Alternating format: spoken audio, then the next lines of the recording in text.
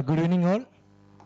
Myself, Joby Jos. I'm working as an Angular developer in Faya. So our speaker will be soon in within 5 minutes. So we can have a self-introduction on everybody. So I invite Mr. Adib Chetar for. Hi. So normally we start at sharp 5. So today speaker is just from Bangalore and there's a slight delay. I think he's already there in the building. So we just thought of starting it on time itself, so we can start with a self-introduction. Yeah, hi everyone. My name is Savio. I'm a freelancer working with AR and VR technology here in Technopark with multiple companies. So I was just curious what this event was about. So it's nice to be here.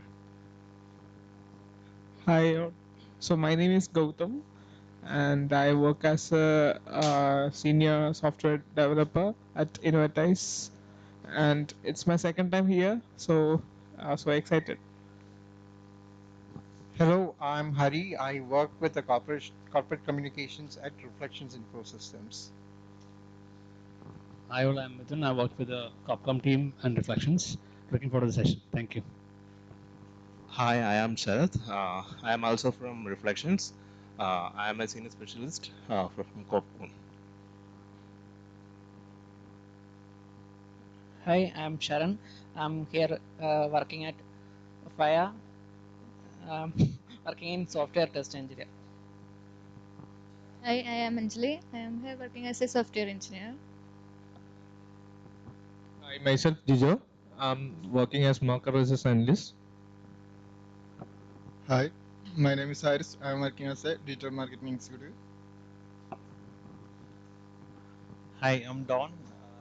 I'm a developer at Finance. Hi, I'm Robin, software engineer at Finance. We have Rajiv. Hi, I'm Rajiv, CEO of Alokin Software. Okay,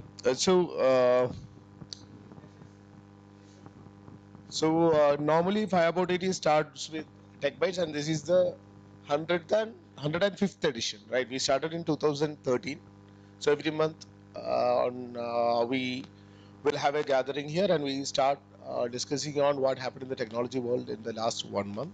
So there might be some small updates and Tech Bytes that these people will pick and share. So Good evening, all. So I'm here to have some interesting topic that covered in this past week. So first of all, Instagram threads. You guys always know the Instagram gets, and it's fastest growing app ever with 100 million downloads. I think this is one of the major downloads in recent time. So and another, it's Bingo chat, which can you can ask questions and it's like an AI and we can ask questions.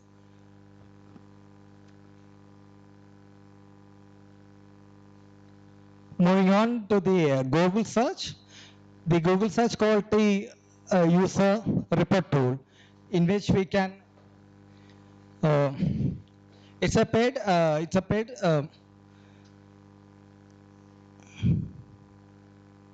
so the next need to turn on this new feature. Now if you use Truecaller, the next important thing is like the AI assistant for Truecaller.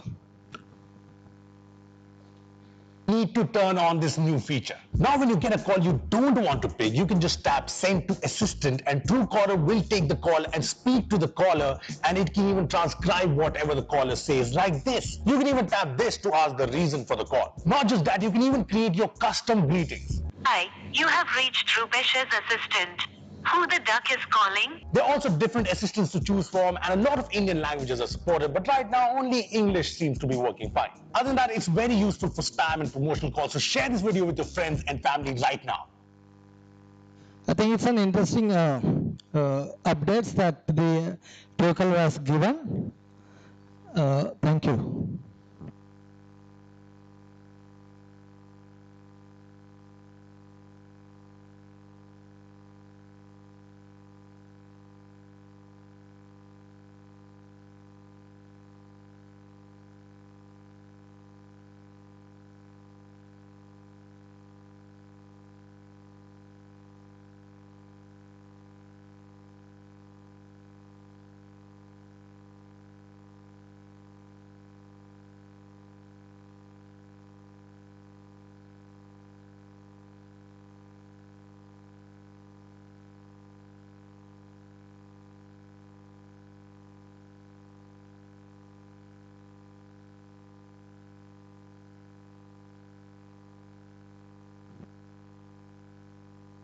Okay, so in the meantime, let's just start with like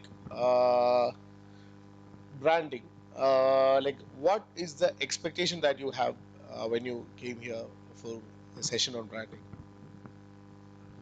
Actually, just earlier today, we were in my office, like we were just talking about branding, and not about this thing, but one very interesting thing came up, like in the sense that sometimes when you select a brand or you want to create a new brand, you want to make something that is very meaningful, right? Like Slack, or even like very famous one like Apple is meaningful. But something like Microsoft, there is no meaning to that, right? What does that mean? Small software? Is that what it means? How important is the meaning of the brand or the underlying meanings of the brand to this storytelling, or is it just the uniqueness that matters? Second thing is that today everybody, like long time back, you need brand because in a sea of so many companies and everything, you want people to remember and so on, right? But today the most important thing, more than brand even, is that people find you on Google. Nobody is going to remember your brand and search for you by the brand. They're going to search by something, like you may want to make some software in a particular domain. You will search for something in that domain, and in that sense, how important really is branding? So we have Hi, Devjata. Hi, my name is Prashant. I'm working with CareStack right now, heading one of their marketing divisions for Care Revenue.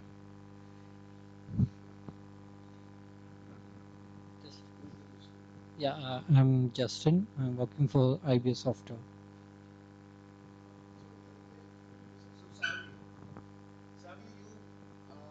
mentioned like you started as a freelancer, right? And you are working with multiple companies. Yeah.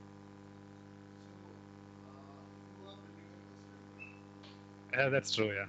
So on your perspective, what is that? For me, a brand is something that makes you unique, sets you apart from the crowd. It could be a personal brand, it could be a company. So I think it's really important. But in this event, I think what grabbed my attention was that subtitle, that is the power of storytelling. And I really feel like storytelling is a skill that is to be developed. It's essential for people to connect with not only others, but also your fellow human beings. So it's a really important skill to have. And I'm curious to learn more about that. So we have Ranju. He's a storyteller. He's the director of marketing at Faya. So Hi. Sorry for the delay. Sorry to make you wait. He had gone to Padmanabha Swami temple and got delayed there. Right. Okay. So introduction is over for Sreejith. Okay. Tech Bytes is over. All right. Okay. Okay. So Faya Poteti has always been, at least to what I know, has always been a session that is centered around emerging technologies, or more towards the technology segment. I think we have had 1 or 2 sessions UI UX and 1 session on marketing. So since I'm from marketing, I was always interested to bring something from marketing, and that's when Sreejith came into my mind. So Sreejith and I studied together. So to give a brief introduction about Sreejith, I have seen 2 types of people in management colleges, at least what I know. One who is a topper type or wannabe topper, who always are studying or with the teachers, and the second is a carefree crowd that is not bothered about what is happening. They have come there either to take care of dowry in future, or to take care of their parents' business in future, not really focused on the course and the course structure and all. And then I met the third kind of person, and that's what Sreejith is. Sreejith, out of our 50 classes, he would have attended maybe only 3 or 4. Rest of the classes he'll be in events, okay, representing the college in multiple different colleges, business plan and all those marketing related events. And if you go to our college, that is SRM Institute of Management, you will see like hundreds of trophies, and most of them were got by Sreejith.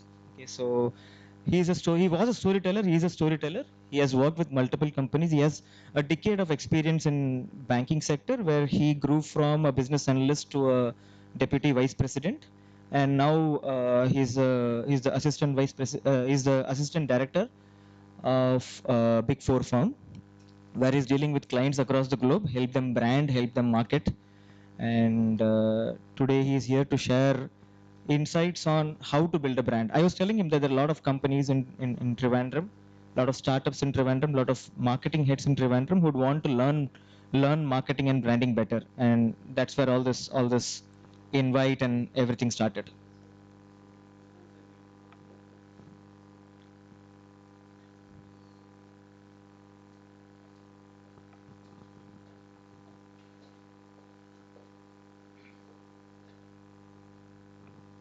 Sreejith, you can start and then we can get the slides ready.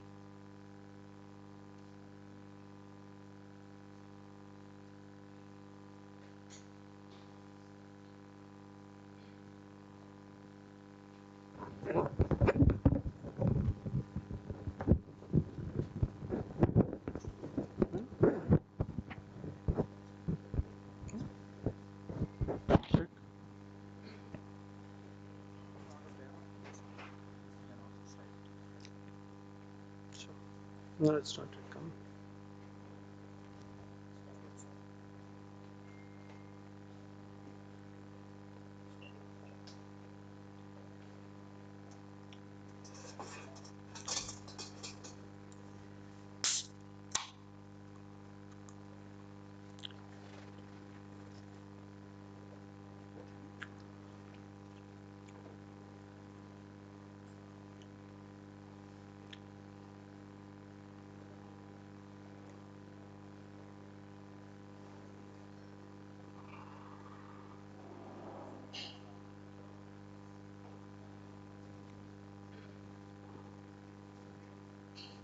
Give me a second.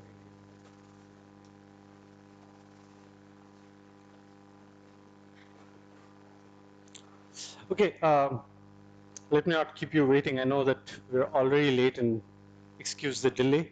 But can we just start with a round of introduction? Because to tell a story, it's very important to know the audience to whom you're catering to. Because if they have no context to the story that you're telling, it's better that you change the story beforehand rather than tell a story that your audience has absolutely no interest in hearing. So where do we start from? Start from you? Yeah? Awesome. Right.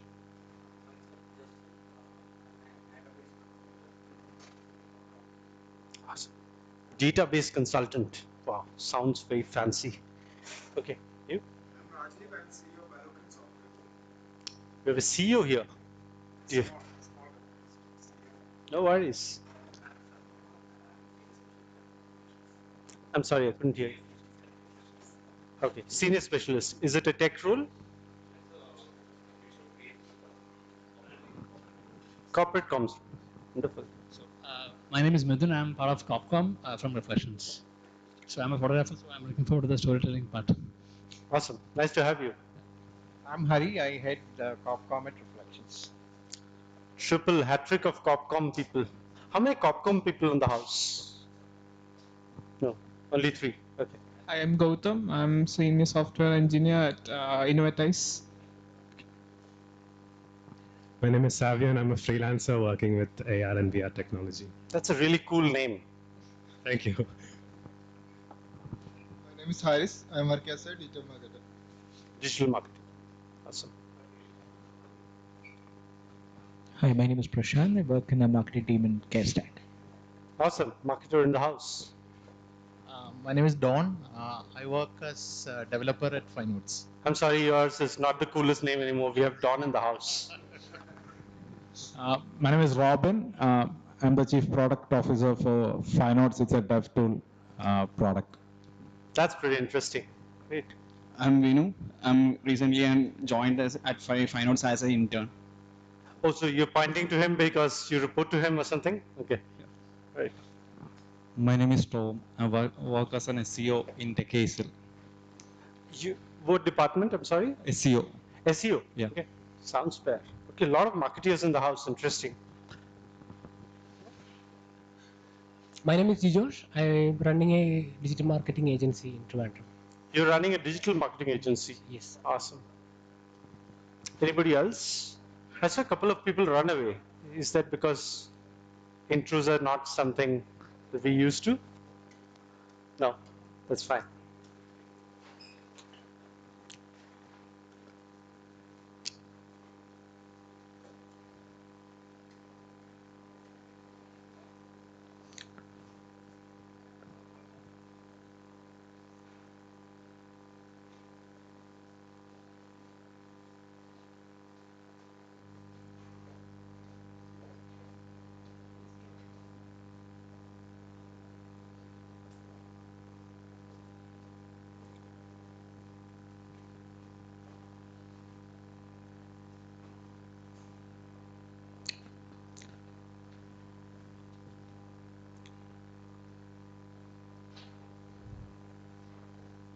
Just send this out to yourself.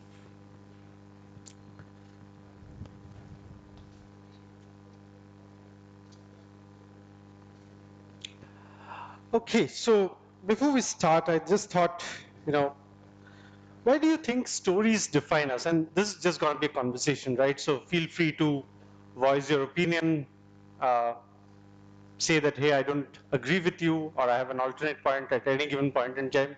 Just put your hands up, right? And I'm comfortable in English, Hindi, Bengali, Malayalam, Tamil, to a reasonable extent Kannada and Telugu. So if you're not comfortable with English, then switch to any of the languages of your preference. If you know Chinese and Mandarin, then we need a translator. Okay, so why do you think stories define us? Or do you think stories define us? Everybody has a unique story. Yeah? So that's part of who they are, therefore defines them to a certain extent. Amazing. Everybody has their own unique story, right? We all identify with the stories that have shaped up our lives and brought us to where we are. We have our own struggles, we have our own experiences, and that's the story that defines us, right? We identify very strongly to our stories. So let's address the big elephant. I mean, what's the point of coming to Kerala without having an elephant story, right? So here's the elephant in the room. Can somebody tell me, or how many of you know Ohm's law? Put up your hands. I'll ask you, what's the formula? So be careful, don't bluff. Put up your hands strong, up. 1, 2, okay, 3. 3 Ohm's laws. Pythagoras theorem, anybody? Up, up, up. 1, 2, 3, 4, 5, 6. 6? Is that 6.5? No, okay. Okay, sounds fair. Now let me ask you another question, and listen to this question very carefully. How many of you know the story of the hare and the tortoise, the rabbit and the tortoise? Hands up. Huh? Is that a very common story? Okay, let me try another story. Gulliver and the Lilliputians. The story of apple falling on Newton's head, Einstein's head. Whose head was it? Anybody who can tell me whose head was it? Newton's head? Okay, sounds fair. What's the difference? When I asked the first question, the largest number that I got was 6.5, if I include Robin there at the back, right? The next, I got an overwhelming majority. What is the difference between the two? The difference between the two, to my mind, is the story. People don't remember theorems. I mean, the theorems that I asked you about were probably 7th standard if you were an average student. If you were really dull, then probably 9th standard. You got it in 9th standard, right? So, but everybody knew the hare and the rabbit story, the hare and the tortoise story, right? That's the difference that storytelling makes to our lives. Don't worry, he's having his own story out there. This is a journal, this is a true fact. 40% of human beings worldwide, their first memory is probably a story, mostly fictitious. And this is not a geographical phenomenon, this is worldwide. Anybody in the world has his first memory more often than not as a story. It might be a story which connects personally, like you said. It might be a story about the world. It might be a story about business. So it might be a story about, how you won your first essay writing competition. It might be a story about how your father narrated something to you, or how your grandfather narrated something to you as a bedtime story. It might be also a story about how Gandhi picked up salt in the nonviolence movement. It might be a story about how Steve Jobs returned back to Apple after being thrown away. Stories are essential to who we are. It is essential to mankind. It is essential to the concept of being human. And that is why, whether you're from the tech world or not, whether you're a marketer, whether you're a digital marketer, whether you're a product analyst, it does not matter. You relate to stories more than a theorem that you probably learned in 8th class. It was so fundamental. Now you do much more technical things than that, but you don't relate to a very elementary theorem, right?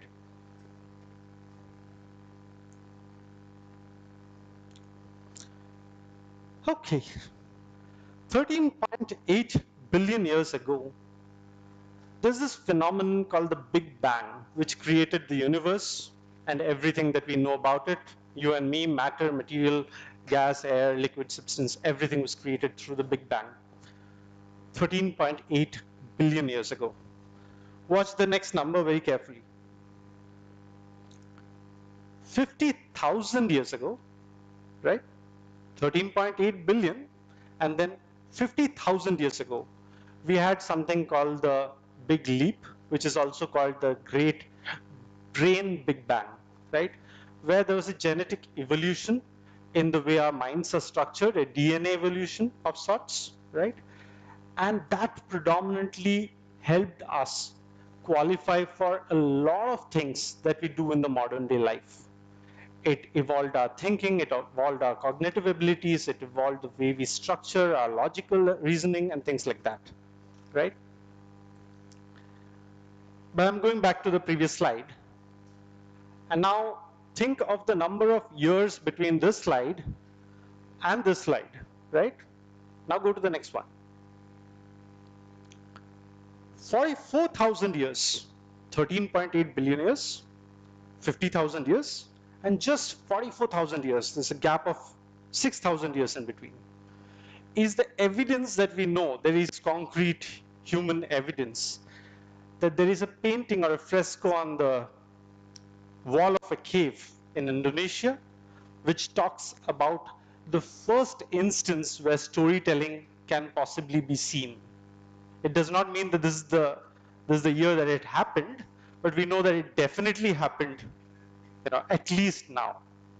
And that's the difference that storytelling made to our evolution process. It's so elementary that it is 44,000 years old into our DNA.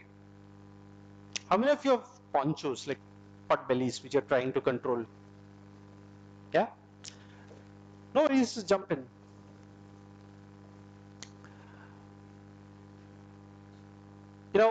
Around 200 years ago, when the British ruled India and the southeastern Asia,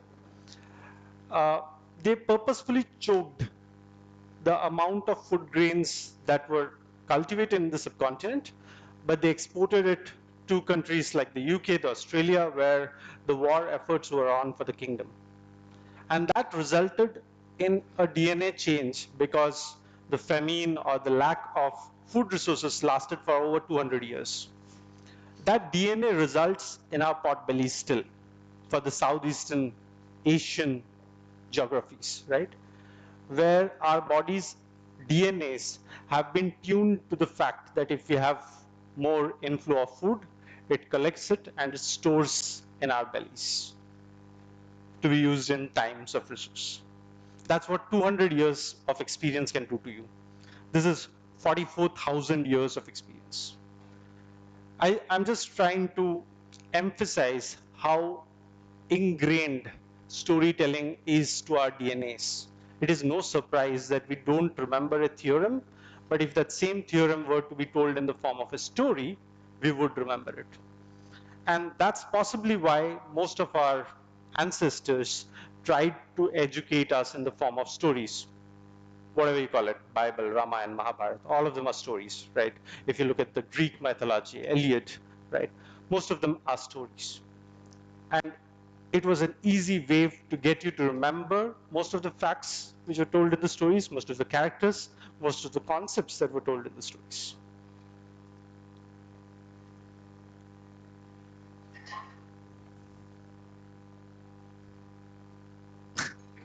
It's pretty funny. 44,000 years ago, we were telling stories on the walls of caves. Today, we are telling stories on the walls, but on Facebook. Have we really progressed?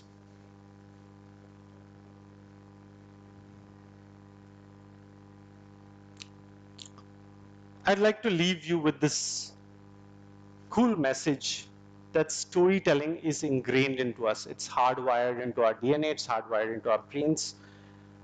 We really don't need to do any hard selling to sell people a story.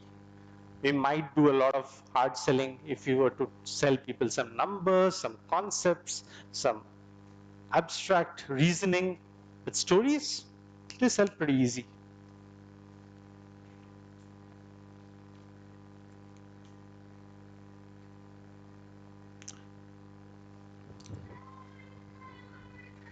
Nice music. That's a story in itself, by the way. Okay. But let me go and talk about the origins of branding. And this is probably something that you don't hear so often because most people don't talk about things that happened 44,000 years ago, right? But it is very essential for us to understand the context under which we're talking of modern branding so that we'd be able to relate to it better and understand it better. In the good old days, the origin of branding is from cosmetics. Girls in the house, you guys are responsible, right? In those days, and this is the ancient Egyptian pharaoh, pre-pharaoh era, coal lining, lipsticks, seats up front, yeah. All of those were used predominantly for a less seductive purpose. They were predominantly used for religious reasons because it was felt that the most holy people who were in interaction with the gods, the deities, were supposedly more purer, nicer to look, better appeared, cleaner than the rest of us. And that's where the whole concept of cosmetics comes from, right?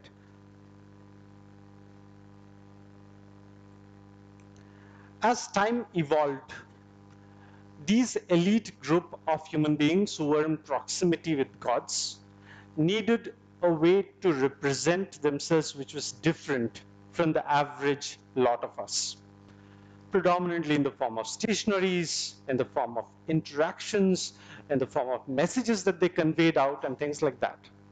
And that's why the first origins of branding are predominantly religious. Religious symbols, which we use even to the modern day, right? Judaism has a symbol, Judaism has a symbol, Christianity has a cross, Hinduism has the Om, right? Islam has the crescent and the star, right? So these are all branding symbols that were predominantly utilized to differentiate one faith, one school of thought from the other. One of the first origins of branding.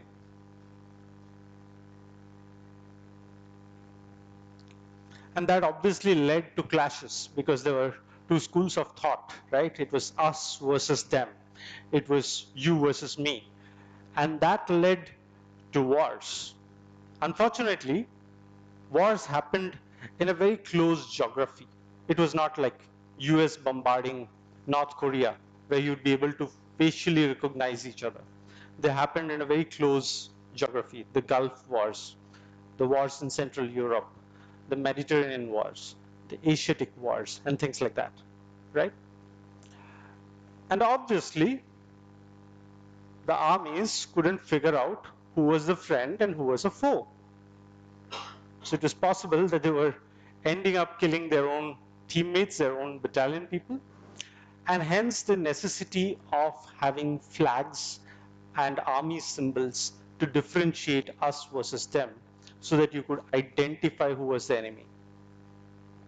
In fact, in the good old years, every platoon commander used to hold up a huge shield and a flag that differentiates their platoons from the others, and the platoon was directed to fight in a very close-knit area. They were not allowed to go out from that area. If you read probably The Art of War, it does illustrate some of these concepts, right? It's even used in modern military command. You would see, in fact, the image that I put up is that even the modern military uniforms would have the flags embossed on those uniforms, because there are still cases where camouflage uniforms bear very close visual resemblance to each other. And so it's very difficult to figure out friend from foe still. And the last part is commercial interests. As the world of branding, symbols, sounds, and differentiators continued in order to make more dollars, companies realized that this was a very good tactic to use to differentiate one product from the other, one service from the other, even though you're competing in the same space and in certain cases selling essentially the same product. If you look at banking, for example, core banking systems, right, which is one of the origin systems of banking, there are almost 50, 60 players in that segment. Very less differentiation. But you need to differentiate in order to sell your products. Forget banking, think of soaps. Right? I have yet to see a soap which doesn't do anything but produce foam and lather, right? But you still need to differentiate a Dove from a Lux, from a Fiamma de Vils, right? And that's where branding symbols come into play. There are a couple of seats vacant right up front.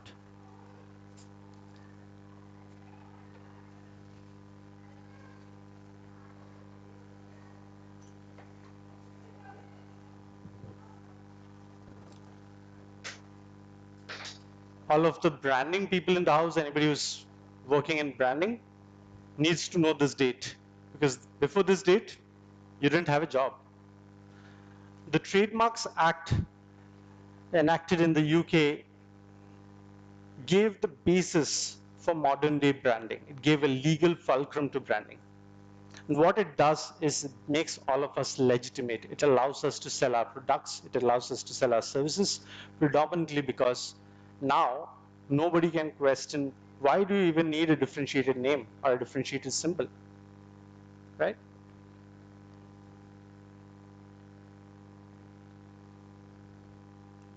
Everybody knows what this is? Hands up. Guesses are allowed.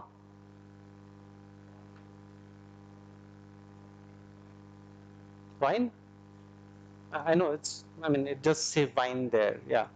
But what is it? It's the first trademark ever registered in the world. And yeah, you're right. It is wine for obvious reasons. I'm not sure what it talks about humanity when the first product that you go and trademark is an alcoholic beverage, but yeah, whatever floats your boat.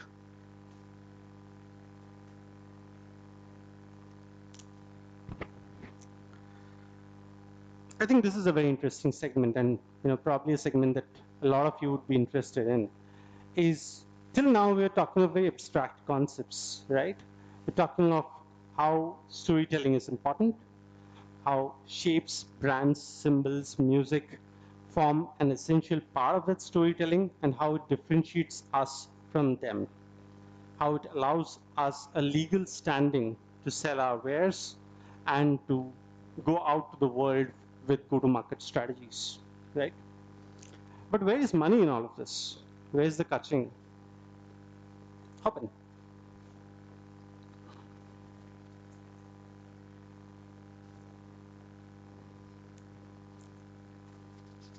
Anybody knows what this is?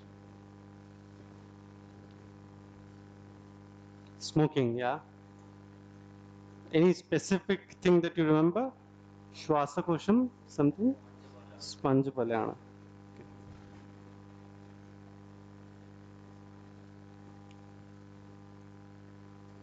Okay, before I switch to this, let me go back.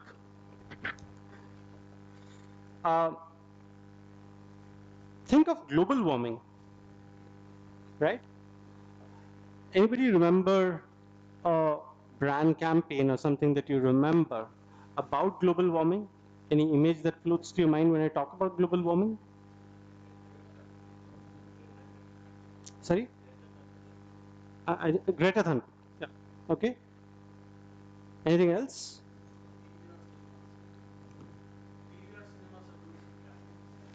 Yeah, I mean, there are a lot of people that are doing campaigns, you're right. But anything specific that you remember? It's very difficult. You know what I remember about global warming? Is probably middle-aged. When I say middle-aged, probably about 50s.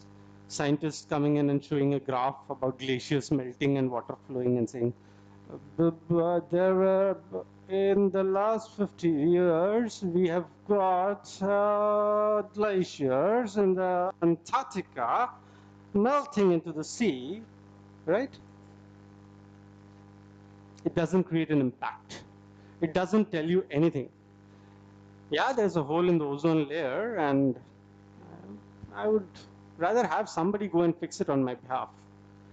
But it's not a problem that you feel related to. It's not a problem that you feel close. And hence, while we all have good intentions, we might not be doing much about it. Contrast that with this campaign, right?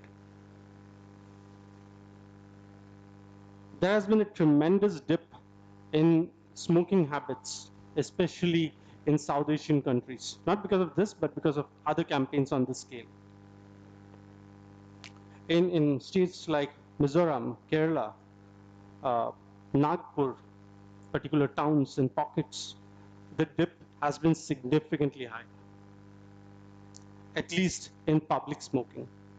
Legislations have come about which people don't challenge. Tax rates have been increased stupendously, over 200-300% in the last decade or so, and public doesn't challenge it because they recognize that this is a problem that needs to be curbed. It's the beauty of storytelling. It's the beauty of that guy, Mukesh, right, who was dying in the hospital and probably dead. That's the gift that he has given us, right? It's just storytelling. It's just one story told time and again at different forums, at different points of time in your life. Every time you switch on a TV, every time you go to a theater, every time you hang out with friends and watch a movie, right? It comes up. Compare that to global warming. There's no story. And now let's look at the figures. Smoking. World over, the economic impact of smoking is in the range of $800 billion. Sorry. Right? Global warming. Any guesses? What is the economic impact of global warming? Of course, Mr. Gautam.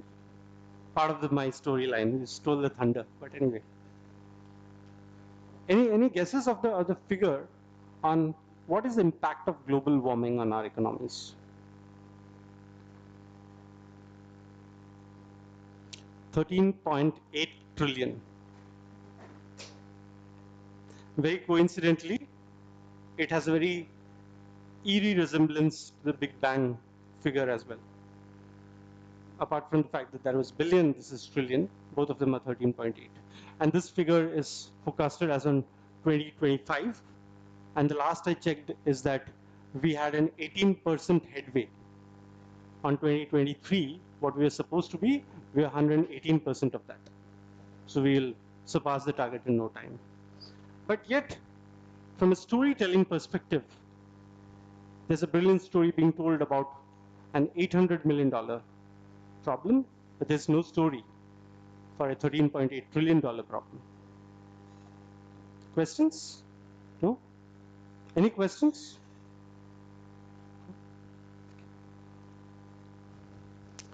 Okay, let's talk about, yeah. Yeah. Yeah. Anybody else? If you've not already heard the answer, that is. It's a very famous brand.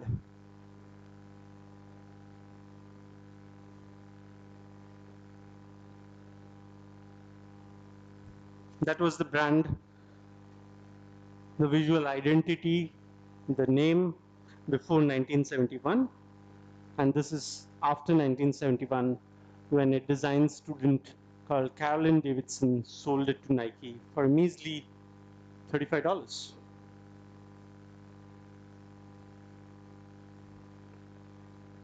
Sorry.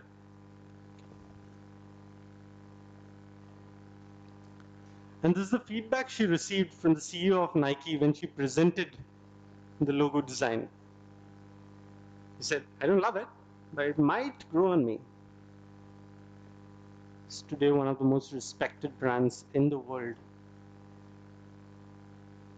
The power of storytelling can come from any source. It needn't be a story that is fantabulous. It doesn't need to be Drishyam, right? It can be very, very simple. It can be ordinary. It can be from your and my life. It can be from a design that you see. The New York Times ran a series called The Humans of New York. Heard about that campaign? It was just a campaign that was put up because the section was empty and there was nothing to fill it up. There's no article that was good enough to go for print. So the first journalist who wrote the first story actually wrote it on her neighborhood auntie and uncle. One of the biggest properties of the New York Times ever. They have since released the license for those stories. And I know that a lot of you must be consuming stuff on OTT, so you'd see even to this day that there are stories in that league that have tremendous views, right? Another example of commonplace storytelling.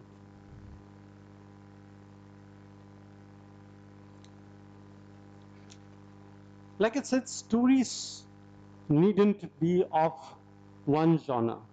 There can be different stories. Look at these brands, right? Nike, for example, has a story about perfection, about empowerment, about chasing success and achieving it, right? They ask you to push your boundaries. They honor great athletes, but they're always talking about the best, right? Lego, on the other hand, talks about creativity and imagination in everyday lives, in common people's lives like you and me. And it allows us to flap our wings and dreams better. Intel talks about something that isn't even visible, something that is intangible, something that you probably will not touch with your hands, but it is the power that drives. It is a kingmaker. Netflix talks about personalized entertainment, about how you can consume entertainment at your will, at the time and place of your choosing, in a setting of your choosing, without ever going to the movies. FMCG brand under Unilever called Dove talks about self-acceptance, no matter who you are, how you look, what your complexion is. They talk about you really accepting you, the way you are, the way you're built, the way your race is, the way your color is. On the other hand, MRF talks about class and dependability. It talks about being someone whom the world can trust. being someone whom everybody depends on. Indigo, I flew this airline earlier today, and though I am late, they pride themselves on on-time performance, right? Red Bull talks about how you can be adventurous, how you can live your life to the fullest, stretch your boundaries, push the envelope at every given point in time. Starbucks, a coffee place, and what are they talking? They're talking about community and friends. They're talking about how you can develop closer social bonds, how your name matters. They write your name on the glass and shout it out, right? They want the entire cafe to know your name. Salesforce, I think some of you must be working with them, pretty big on the tech field these days. They talk about how digital success can drive value, how it can transform your agenda, how it can transform your company and bring in revenues. These are all examples of how there's not one story that fits everyone. You can develop your own story, create your own niche, as long as you believe in it and you're willing to pursue it.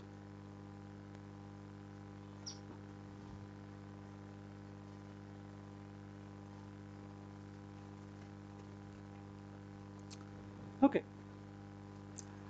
I think a lot of what we have spoken till now held good for a long, long period in time, since time immemorial, and world was going on as it was. And then suddenly, something happened that turned the world of branding topsy-turvy, upside down. And that is when branding got democratized.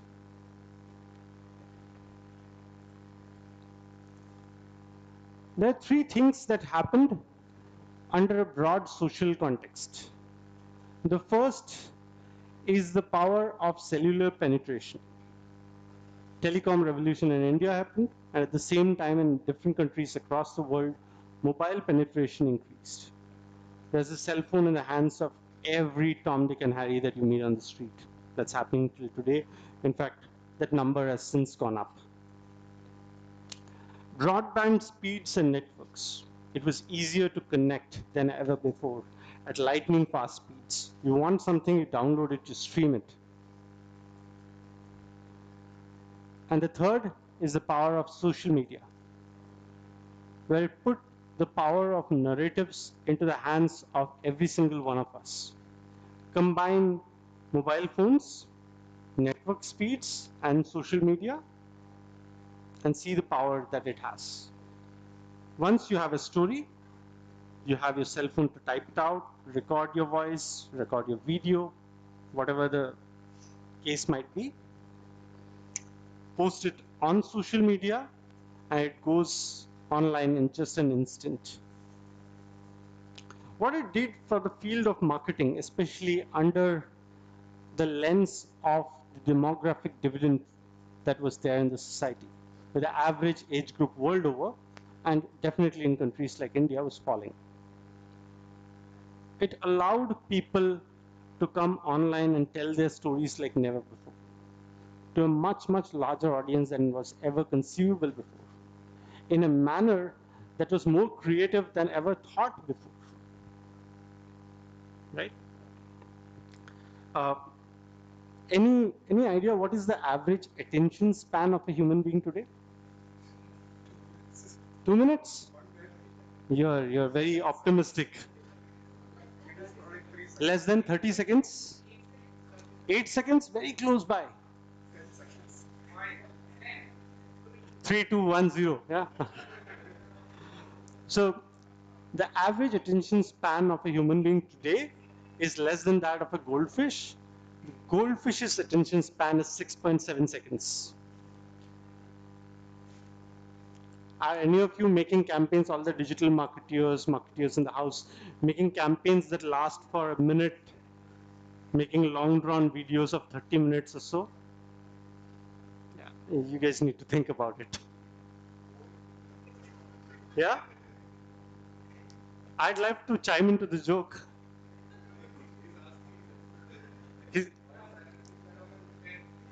what is additional? Okay. I understand that.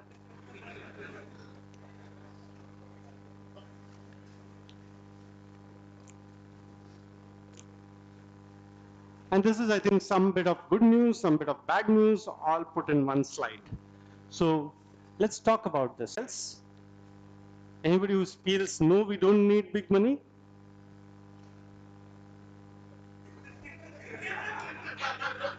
What's the joke? He'll be hired today. Keep a few offer letters waiting. But on that offer letter, you need to give big money. Okay. So with the advent of, again, in the modern context, you do not require big monies. That's the reality. On one hand, there are corporations today who are spending big $1 billion on certain campaigns. Yeah. There is governmental regulations that have come in which force campaigns, for example, the cigarette campaign, right? It's forced upon the filmmakers. They have to carry it. It's a mandatory regulatory requirement. But it's also not necessary to have big budget campaigns. How many of you follow Instagram influencers? Have you heard of a guy called Simon Sinek? How many of you follow him? How much of money does Simon invest in each of his campaigns? It is mostly organic, and which is why I'm saying that it does not require big money. Anybody of you heard of the song Kacha Badam? How much money was put into Kacha Badam to make it famous? So there are multiple examples. In India itself, there's this guy who's a very close friend of mine, somebody who I love and cherish. I think if he was anywhere outside India, he would become a marketing guru by now, called Ashish Chopra. Ashish Chopra, till very recently, headed content at a travel company called Ixigo. And you might have seen a lot of content that is made in terms of viral marketing. If you remember, I don't know if some of you might remember, but there's this incident where an Indian family was humiliated in Java, right? Java, Sumatra, one of those, okay, Bali, yeah, where they stole goods from the hotel room, and they were, videographed, and that video was put online and went viral. Ashish Chopra made a counter video which spoke about the things that you could take out of a hotel and could not take out of a hotel. Went viral. 18 million hits. 0 brand budgets. Got featured on 3 news channels on primetime TV at the same time. Production cost 8 rupees. He spent on, I think he needed a pencil to hold up a towel because it should not be seen on the video. He needed 2 paper clips and 1 slider. Same Ashish made a video which was a poetry. That poetry was written by a member of his own team, poetry in Hindi, about how railway journeys are nostalgic. Got shared by the Railway Minister of India. I don't have the numbers handy, but you could check it on Twitter. Amazing views. Drives campaign left, right, and center, and there are multiple examples like this, but all of them on extremely meager budgets. And I'm not discounting that, all the CEOs in the house don't go to your teams and say, hey, from tomorrow, no more money for you guys, run it on your own. No, that's not going to happen, right? But money is not the only dependable. You need to create those teams that are creative, give them that creative liberty to go and challenge existing notions, come out with stories that they want to tell, and let storytelling do its magic. Second one, get set and forget strategy, and this is something that big corporations are very guilty of doing. That they have a strategy which happens at the beginning of the financial year. How many of you guys do that? Marketing strategy at the beginning of the financial year. You do it? Yeah. Great to have a strategy. It's also important to be agile, right? The problem with the strategy is you align your team, you force a strategy on your team and let them run with it for the rest of the year. The problem is the rest of the year is agile. There are things that are happening which are very contextual in nature. And the campaign that you might have designed doesn't hold good by the time the campaign is about to be launched. But you still go ahead and launch it any which ways because of problem number one. You've already invested big monies behind it. So you can't hold it back. You can't release it at the time that you want to release it. With the advent of social media, cellular, and internet, the get set strategy has gone out of the window. Digital marketers in the house use Facebook Business Manager for your Facebook campaigns. You have something that Facebook provides, which is called A/B testing. Right? It has a dedicated section for it. You can run 2 campaigns at the same time, and in real time allocate money from campaign 1, which is not doing good, to campaign 2, which might be doing better. Big organizations like Meta are investing huge amounts in creating agility. Anybody who uses CRM tools, any kind of CRM tools, will see that they help and they create and enable multiple variations of the same campaign. With different creatives, different taglines, different copies, right? It's just to create the strategy of being agile, being able to move from one strategy which is not working to something that is working in real time. If you're gonna stick to a get set forget strategy, very soon people forget your story. Number 3 is very obvious. In the past, it was the big brands that were doing most of the talking because they had prime time voice because of money share. They were forcing a point of view upon the general masses. Whether you wanted to consume it or not is a different story, but you had to consume it anyway. Social media has thrown that out of the window as well. Right now, the stories are getting set on the roads outside your house. It is done by youngsters who have an attention span of less than 6.7 seconds. By an increasingly younger demographic, which is tech-enabled, internet-oriented, and far more conversant with effective storytelling methods than most of us here in the room are. We probably know of hundreds of such influencers who probably at the age of 16, 17 are raking in big billions on YouTube, Instagram, TikTok, whatever the case might be, by content that is being consumed by some of the most ardent followers. Heard of this YouTuber called Bhuvan Bam? He acted in a movie very recently. From a YouTuber to a movie star. When have you ever heard that happening in your lifetimes? The fourth, and this is the prerogative of point number 1, is that the person who holds a wallet makes the decision. The person who has the stick controls the bull. Heard of this proverb? Not any longer. You might have the wallet, but most big brands are getting trolled left, right, and center on most social media platforms. Don't believe me? Look at the phones, look at what's happening to Twitter. One of the most influential social media brands. Look at what's happening to Meta. Facebook is going out and they needed to come up with something that will keep them relevant in the market. Forget about the big brands. It's happening in your own homes. Heard of this brand called Kinder Joy? Would any of you want to buy a Kinder Joy for yourself? Why not?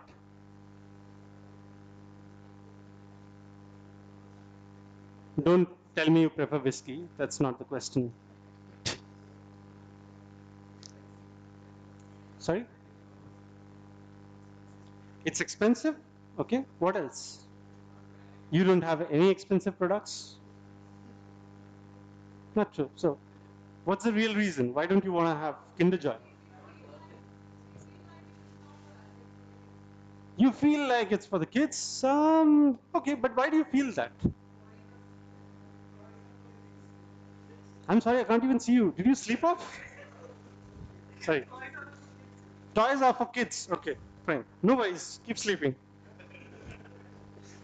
Okay, toys are for kids. Fine. They give toys, and yeah, toys are for kids. But what else? It's about 10% chocolate. Yeah, too sweet and sugary for my liking. Yeah, you're absolutely right. We're in the same age group. Okay. Yeah. What else? I think I dislike Kinder Joy personally because of 3 reasons. First is the packaging. Right? Liquid chocolate in a plastic mold.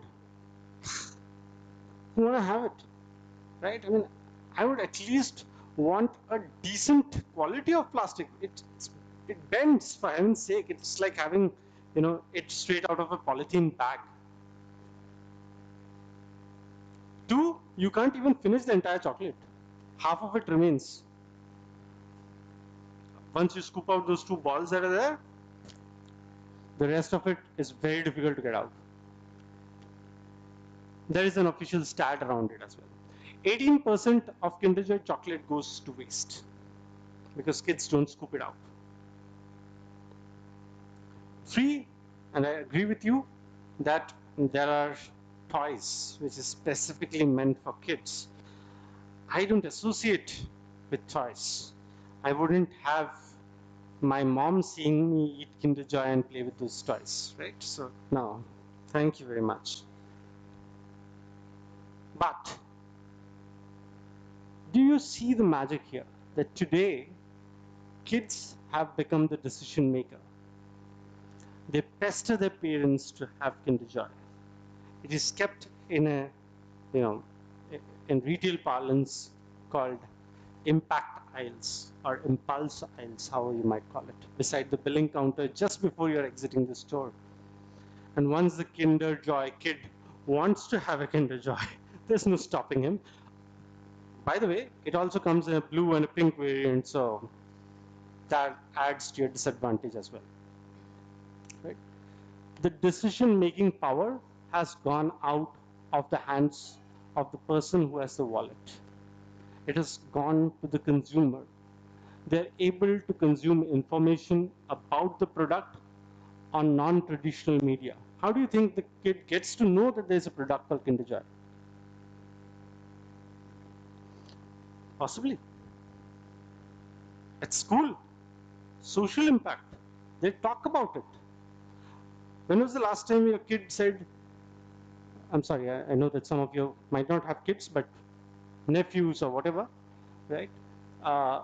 Said, get me a toy. When did that happen? They said very specific things. Get me a Hot Wheels so-and-so. Get me an Avengers Bumblebee yellow color. Get me a fidget spinner. They know what they want. Across age groups, people have become much more decisive in what they want. What do you want to have for lunch? Not just any pizza, Domino's pizza or Pizza Hut, depending upon. Which phone do you want? Answers? Anybody? So you're not saying smartphone, and you're not even saying iPhone. You're saying iPhone 13 Plus.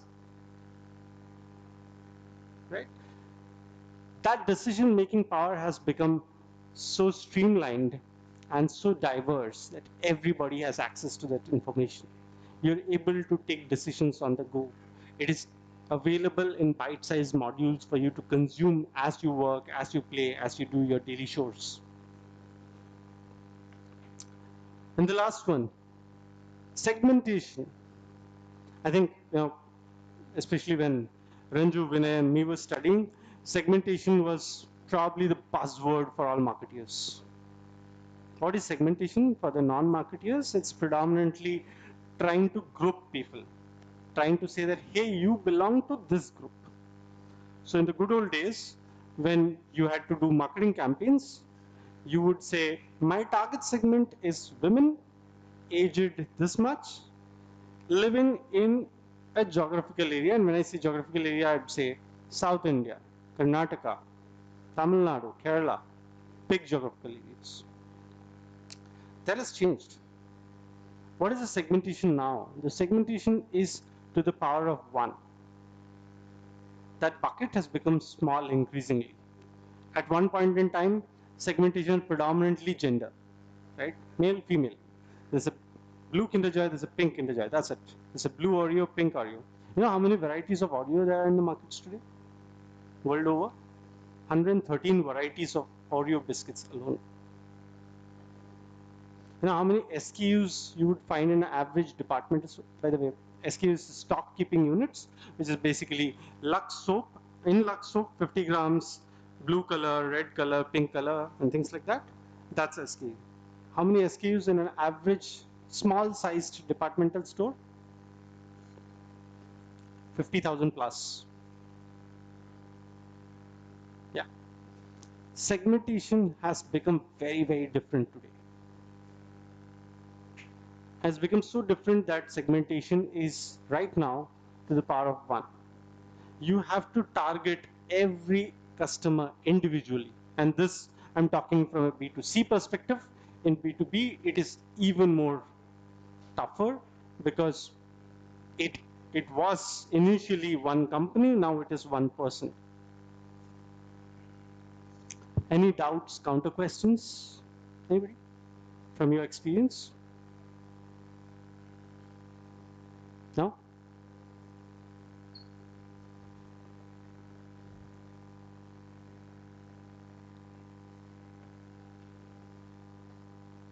How many of you think this is a possibility? And a lot of tech guys here, so excited to hear from you. It's already possible? Yeah?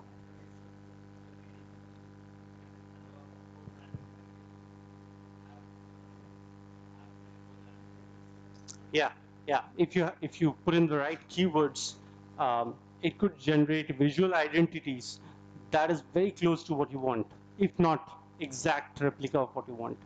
Okay. What else?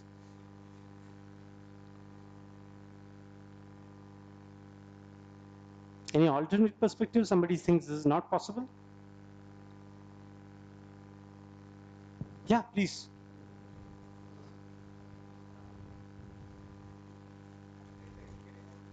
Sure, yeah. Even I know very little.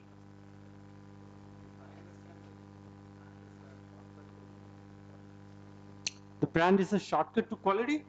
Okay. How do you explain that?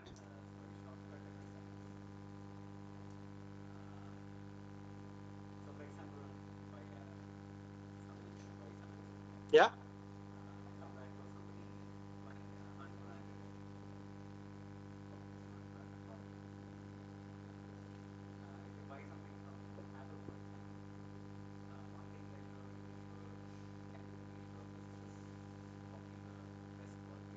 Yeah.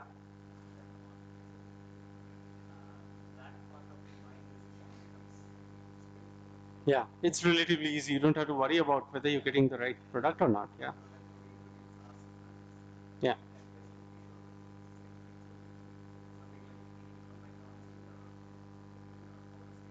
Yeah.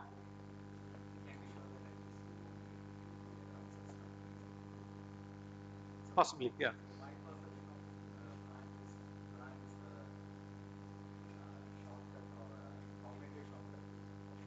Yeah, so brand equalizes quality for you. Yeah, that makes sense.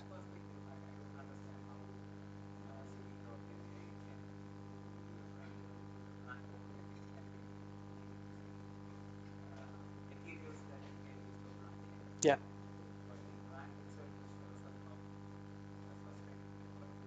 Lovely.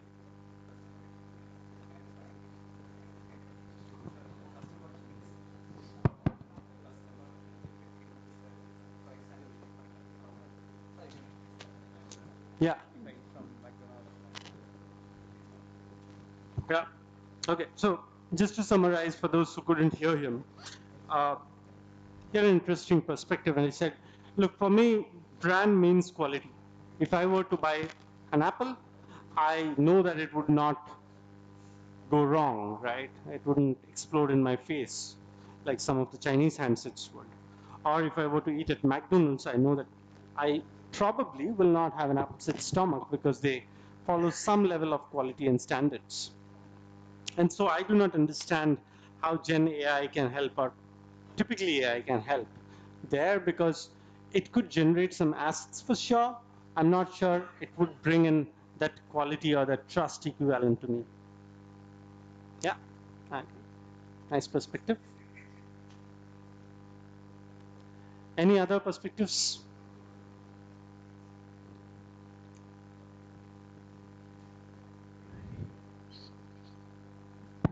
Branding has multiple aspects as per what I understand, and communication is just one aspect to that, right? So you can get ideas through Siri or ChatGPT about communication, but branding is a lot of effort. You have to understand the consumer, you have to understand the market, you have to understand all different aspects of it, and that is not just a single day process or a click process. Yeah. It requires time. Yeah. Sure. Yeah. It does require time. Here's where I come, right? And I would still say that this field of AI is evolving as we speak. It's evolving at a much faster rate than we could expect or predict, and hence a lot of these, opinions that we're doling out are subject to change. So with that caveat, I agree to what you said, right? And I think you have to look at it from the perspective that branding is not a sum total of all brand assets. And that's where, I didn't choose my topic to be about branding, but I said branding, the power of storytelling, because it's a story that you're telling the customer. It's a story that evokes trust. It's a story that evokes a sense of, camaraderie, association. It is if you look at this example, has everyone who's eaten at McDonald's not had a stomachache? Not necessarily. There might have been a few exceptions. Has everyone liked it even? Even I don't know, right? I'm not very sure. But it does have a brand which tells a story of how you can consume food fast, exactly when you're hungry, at the place and time of your choosing, right? You don't have to wait. It is also the story of Maggie. And if you look at Maggie's example, it's been proven now that there's lead in Maggie that most of us were consuming for a few years, right? It went off the market and came back again, and people queued up when it came back. In fact, there were people who were smuggling Maggies and, consuming it and putting reels on Instagram and YouTube that they have had a packet of Maggie. That's what branding does, right? It is about association. It's about the feeling of warmth, of homeliness, of home food, of Indian taste when you have that bowl of Maggi, even though it is laced with probably lead. I don't know what more.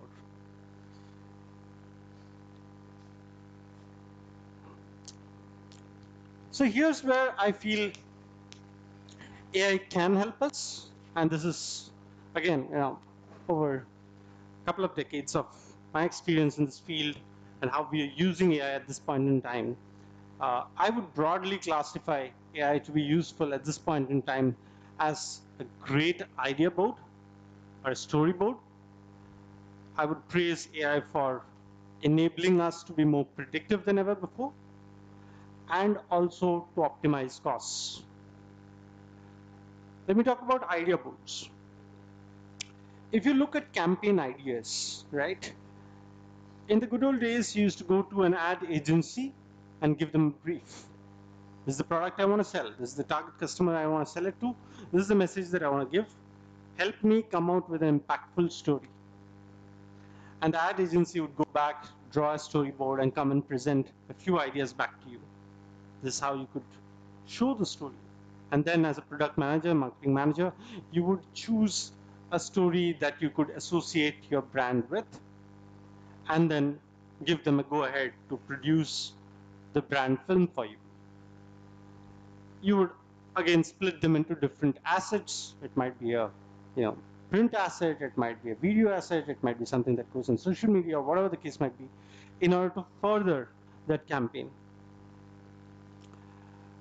AI today probably serves as a great strawman. You could bounce ideas off it.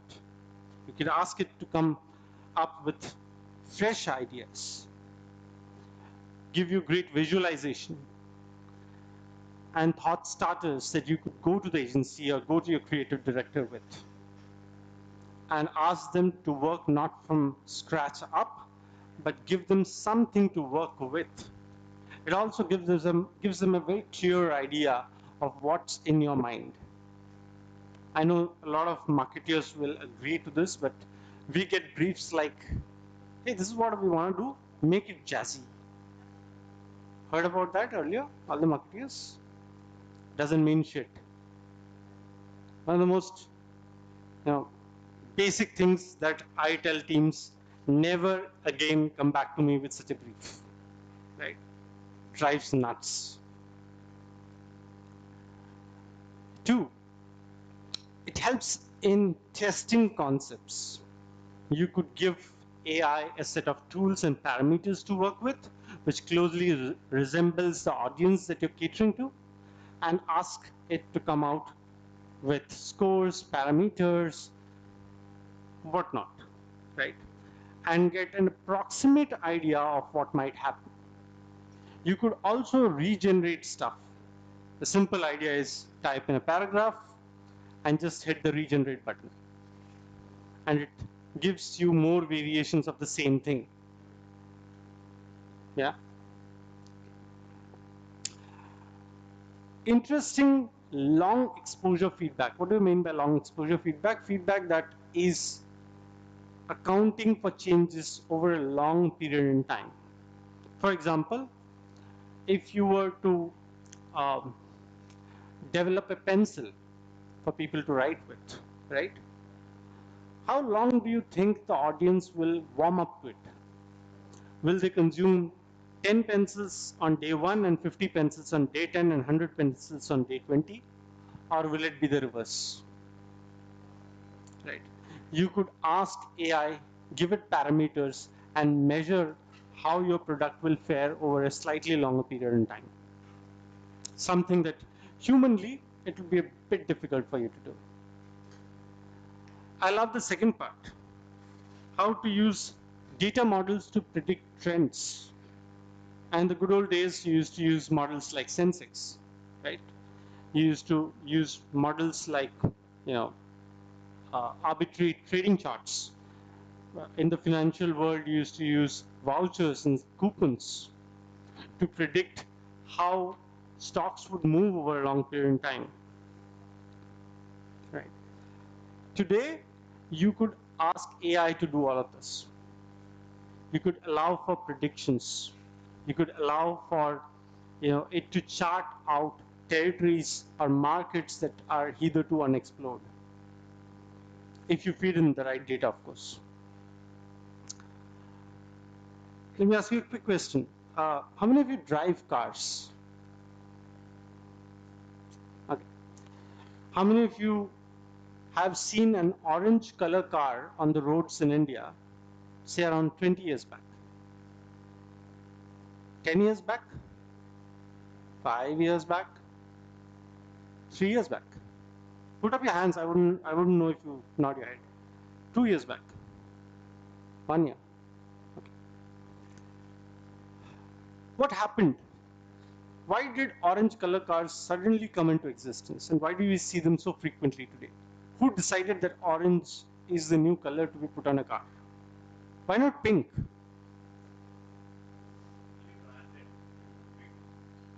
I know, and that's my question. Why not pink? Why orange? Why did somebody choose orange over pink?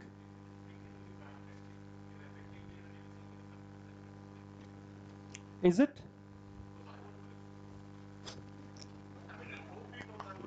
That's a good one. Yeah. Unfortunately, that's called centralization bias. But from a branding perspective, it's a bias that we typically tell brand managers to stay away from. In the good old days, we used to ask brand managers to put yourself in the customer's shoes and think on behalf of the customer. What I do is I bring my set of biases and baggages and think that I am the customer, which is not the case. So modern branding actively advocates that brand managers should not do that. We tell that look at data, look at objective data, and don't think that because you don't do it, 10 other people will not do it. That might be true. I'm not saying it's not true. But let the data decide. And that's again where AI can help you, right? To just evaluate whether pink cars would be a success or not. Because of the data models that you have. Yeah.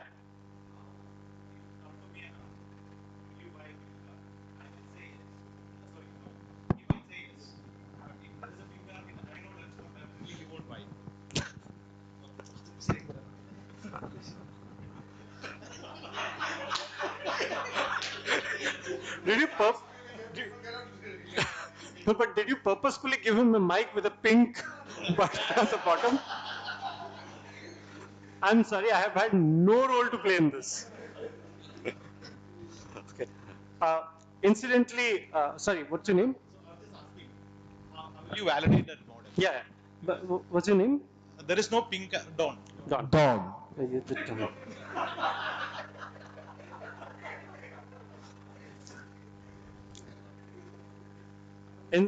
Incidentally, to your point, Don, I agree. I agree. Incidentally, to your point, Don, I was talking to a friend who runs the SaaS modeling at Hyundai, and they are currently in the plans to launch a pink car. Unfortunately for you, I know that you'll not buy it, and I'll be sure to pass on that feedback and say that, hey, don't send a pink car to the dealer center next to Don's house. But the fact is that, okay, look at the car industry. Yeah, please.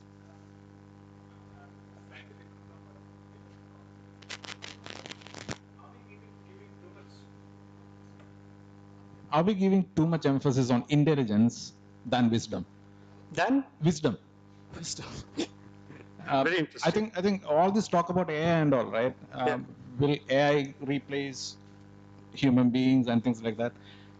We are not hearing anything about wisdom. People are not talking about wisdom, aspect of wisdom. Right? Yeah. Unfortunately, they're not, and especially in branding, I think it's more than. I mean, of course, you need intelligence to come up with strategies, but wisdom is knowing when and where to apply the intelligence, right? Yeah. So that is where the branding person's skills come into play. Yeah, absolutely right, and I agree with you 100%. I mean, I saw this somewhere, and I completely agree with the poster. It says that knowledge is knowing that tomato is a fruit. Wisdom is not putting it in a fruit salad, right? So, absolutely spot on. I'm 100% agree with you that there's a talk about intelligence, artificial intelligence being one of them, but any kind of intelligence. There's only so much that data will be able to tell you. And it is your call at the end of the day whether to trust that data and go ahead, or to customize it to reflect your beliefs and what you've seen, what your experience has been. And that's a definite human angle. And again, branding is a very nuanced science, right? It's very, very subtle, it's very delicate. And that's something that's pretty human as well. And that's where, again, going back to my first point, is that that's where the power of stories come in, right? You could sell a pink car to a person like Don. I'm not challenging it, but provided you have a really good story, you build a story that Don can connect with, where he forgets that I associate with pink cars. There are numerous case in points. How many of you thought that I will buy an iPhone and then bought a Samsung or an Android phone? How many of you did the reverse? I'd never ever buy an iPhone and then went and bought one. I would never ever buy an orange color car and currently driving one. I know a lot. I mean, I would never smoke, and has a couple of boxes down his pockets. I would never throw waste. It increases global warming. Stories. It is a story that you do not remember. And it's a story you do not remember because you do not associate with it. That strongly, at least. And hence, there are those times in your life when you think, well, that story was good, but let me not do it. One small excuse. But that's the answer to your question. But coming back to you, Don, and that's an interesting point you raised, right? If you look at the 1990s, right? You remember the good old days when you had to book a car and then wait for a couple of years for the car to get delivered, right? And those of you who are probably not as old as me, just for your knowledge, when probably the Maruti 800 was launched, you had a waiting period of 4 years and more. There are people who waited for years together to get their hands on a Maruti 800.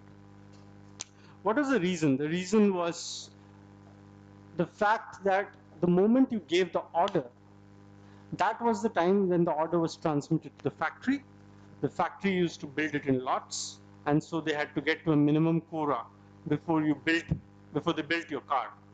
And then they built it, and then they shipped it, and it came via road, rail, etc. to a dealership near you. And then depending upon whether you were free or not, whether you had family engagements or not, you went and picked it up. So there's a huge lag. What's the waiting period today on most cars? Has the process of manufacturing changed tremendously? No, not really.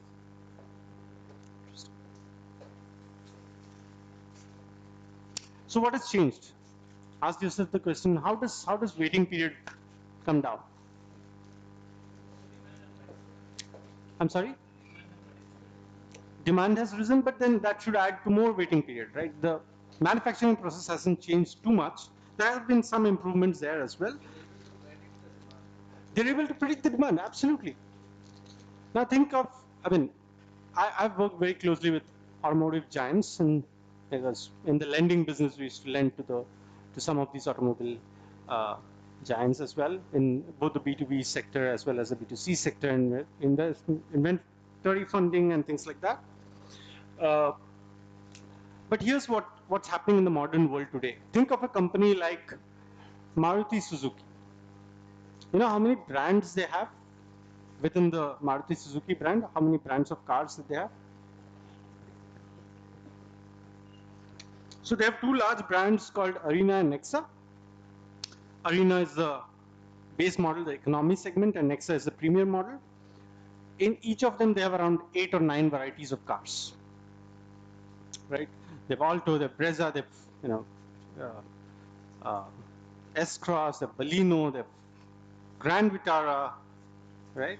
SX6, Wagoner, Swift Desire. I'm just rattling off some of the names that come to my mind, but I know for a fact that there are more than 18 varieties of cars that they have. In each of these models, they definitely have the diesel engine and the petrol engine. So 18 to the power 2.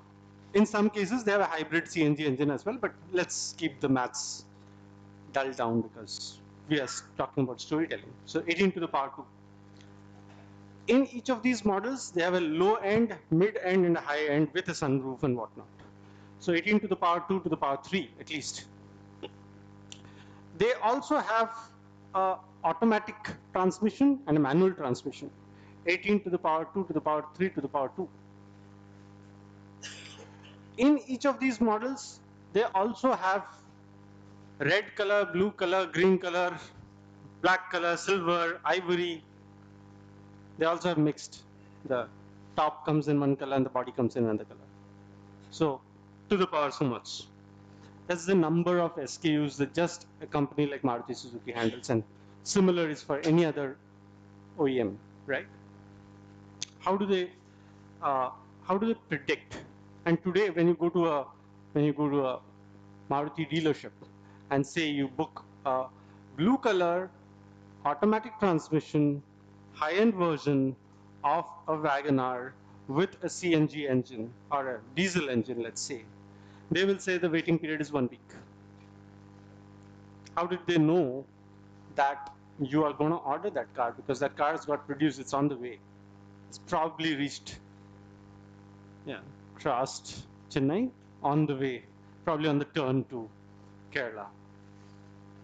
How did that happen? That happened because of AI, right? These, in the case of Maruti Suzuki, for example, they work with SAS to predict large data models, leverage big data to analyze demand trends, which are as accurate as 5 kilometers of you.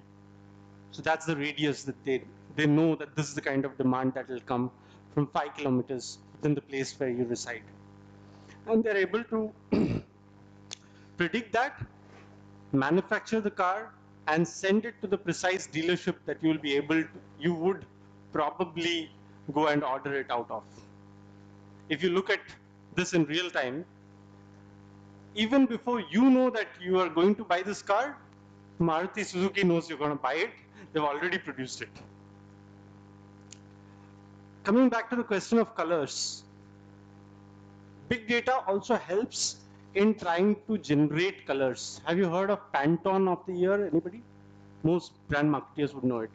Pantone releases one shade every year, which it calls the shade of the year, and it says that this is going to be the color that most people prefer during the year. A year back, you would know of a color called Suave. Very similar to the dress that the lady in specs is wearing, but slightly lighter shade.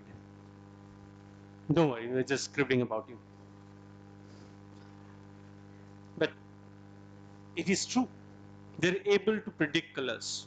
And that knowledge is getting used by marketeers in their campaigns, by product analysts in getting the products that the customers want, by engineers and even software developers in building UI UX. So that's predictive data. And the last is probably, and I agree to this, that AI could be used to optimize costs.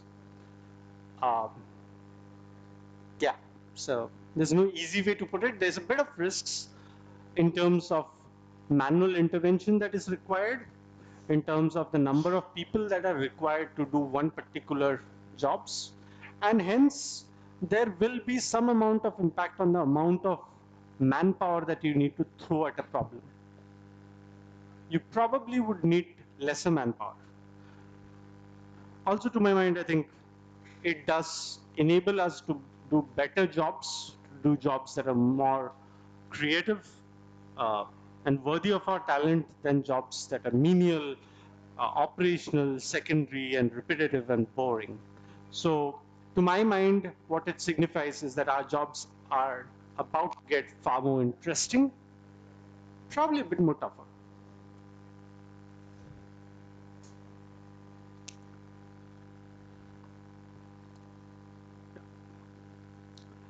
And I thought, just to wind up things and tie loose ends, I wanted to leave you with the thought that, like somebody said, branding a particular process of creation of a few assets, creation of a logo unit, creation of a visual identity, creation of a mnemonic tune, all of that probably would get mechanized, automated to a large extent, although there's still scope of creativity in that.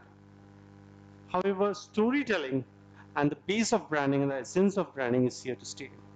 It is what is ingrained into our DNAs from at least 44,000 years ago.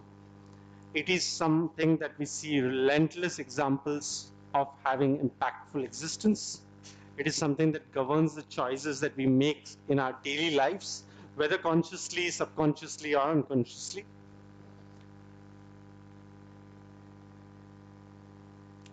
And this is my favorite example. When the do anybody of you know this example by any chance? Want to tell the story? Yeah, it's Coca-Cola. Yeah. Want to tell the story? Anybody? No? Okay, so this is interesting.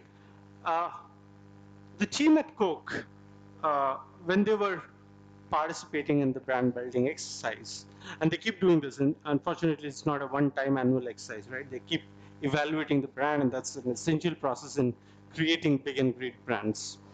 They looked at the design of the Coke bottle, and here's the brief that they gave to the agency. They said the design has to be so unique that if the Coke bottle breaks, right, it's shattered, it's lying on the ground, you should still be able to recognize that it is a Coke bottle, right? So I couldn't find an image. I did take the help of AI, by the way, but I couldn't find the image of a broken Coke bottle.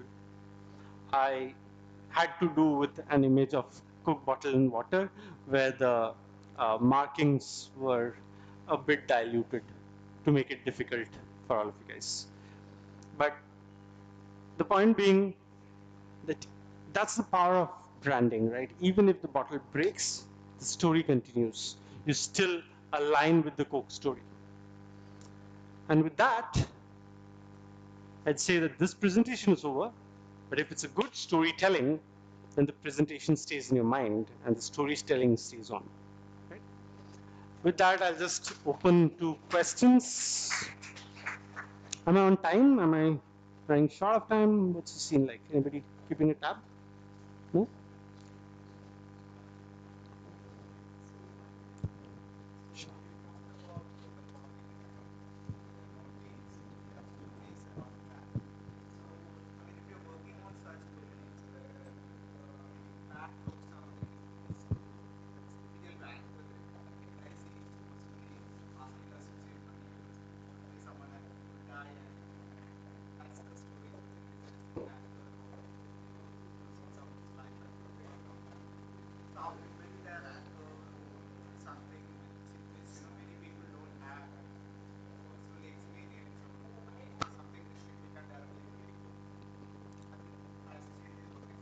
Yeah, yeah.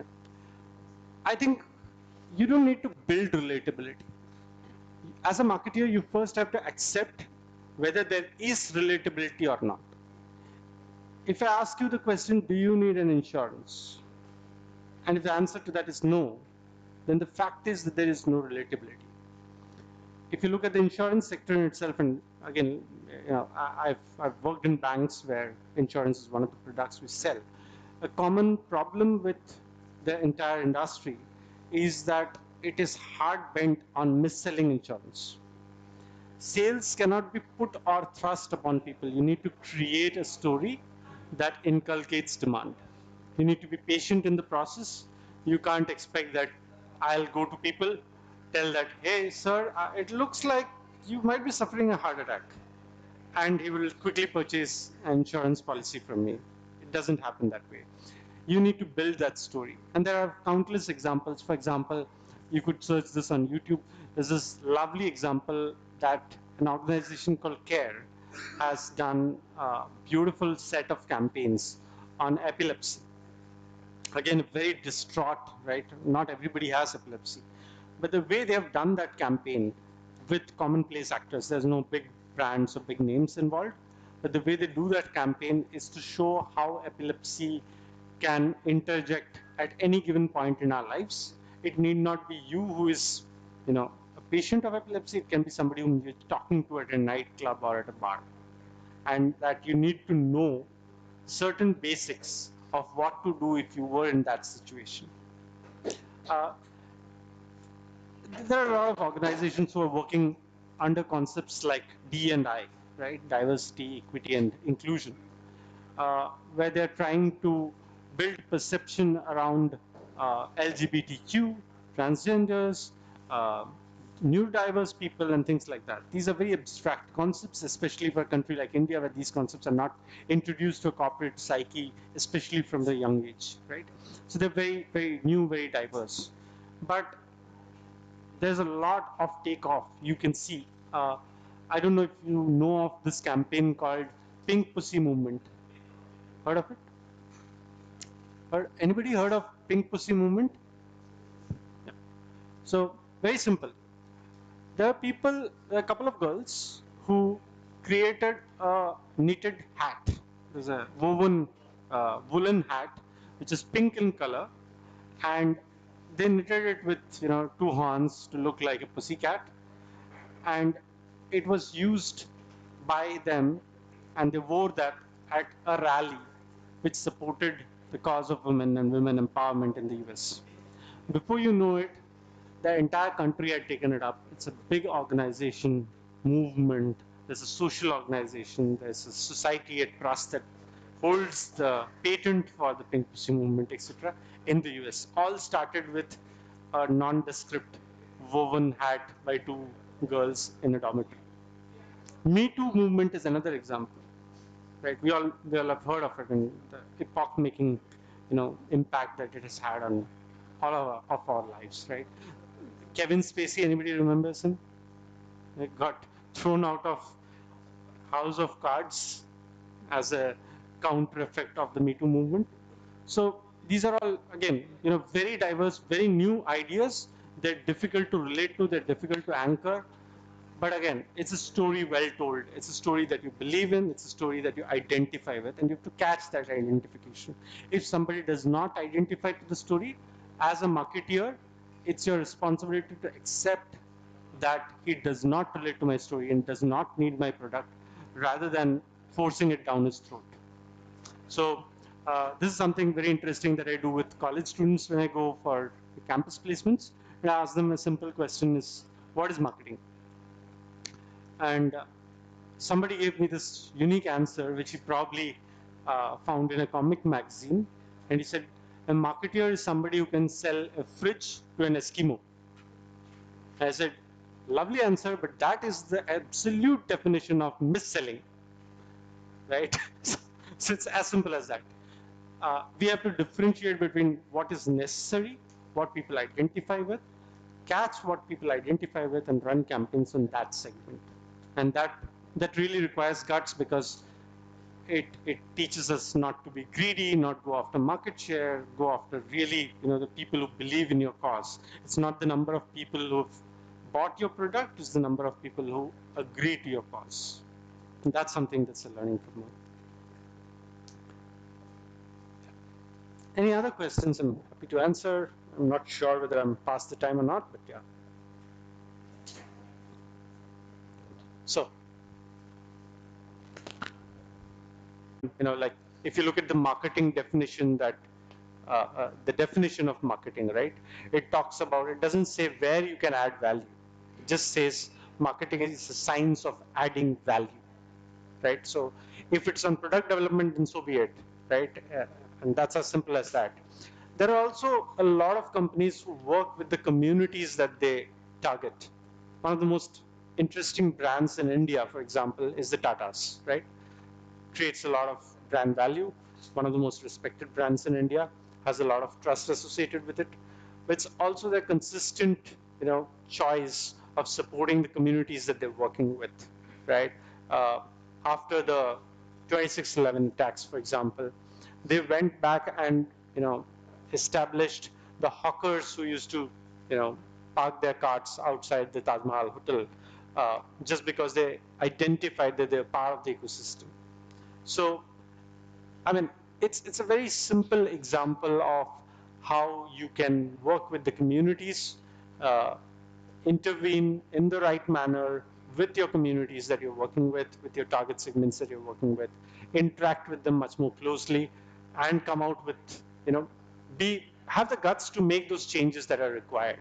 You've heard of this example where the people who made Vicks, right? They went and did this survey, and they saw that in the rural villages, people were using Vicks in hot water and using that to steam, and that's where the idea of the nasal variant of Vicks came out, right? So here's an example where you've tried to assimilate with the communities, understood their practices, come out with a revolutionary product in itself, right? There are thousands of such examples, and all of this doesn't require budgets. Yeah, so I already had this follow-up question in mind, like the Wix example that you said. Does branding, under ideal conditions, does branding feed back to product development to increase returns? Very, very nice question. I love that question. Yeah. What's the relationship between branding, product development, marketing, and sales, right? To me, it's an ideal ecosystem. We're all equal partners at a table. There's no hierarchies there. It's not like marketing dictates terms to sales, sales dictates terms to the product team, etc. It is a flow of ideas. The marketing team should be as well versed with the sales process as the sales team is with the marketing process. That also means that the marketing team needs to work hand in glove with the product team, with the org team, with the engineering team, and if it's an organization that manufactures, with the manufacturing plant, to make interventions as is necessary. Yeah, so please help us understand that a little more clearly. Can you tell us quickly what is different between branding, marketing, and sales? Yeah, sure. If you look at, let me give you a very easy example to understand this, right? Imagine you were having a dinner, right? The plate that it gets served in, and the ambience that you have the dinner in is probably brand. Is the symbols, is the slide, the sound, the feel, the touch and feel aspect of it is the brand, right? It's a story that helps you. The product is the meal that you're eating, right? The curry that you have, the rice, which is perfectly boiled or not, whether it's steamed or not, whether it has enough variety or not, etc. Right? Marketing is basically a combination of all of these with socioeconomic factors. For example, what is the condition under which you're eating? Is it raining outside? Is the AC temperature good? Is there a social setting where that meal is appropriate to be served? For example, if there's a famine happening all around you, you couldn't probably be serving a 24-dish meal, right? And I think marketing is an overwhelming umbrella under which all of this assimilates. Yeah. So, see, I come with around 14 years of experience in sales and marketing, right? So, very simple examples between sales and marketing. You have a utensil seller coming to your home, knocking at your door, telling that this is a utensil, buy it, 100 rupees, that is sales. Now the same utensil is being branded on a board, you call up the number and you say what's the cost, that is marketing. So sales is a push and marketing is a pull strategy, simple as that, right? Question to you, I think that's what I understand. Now,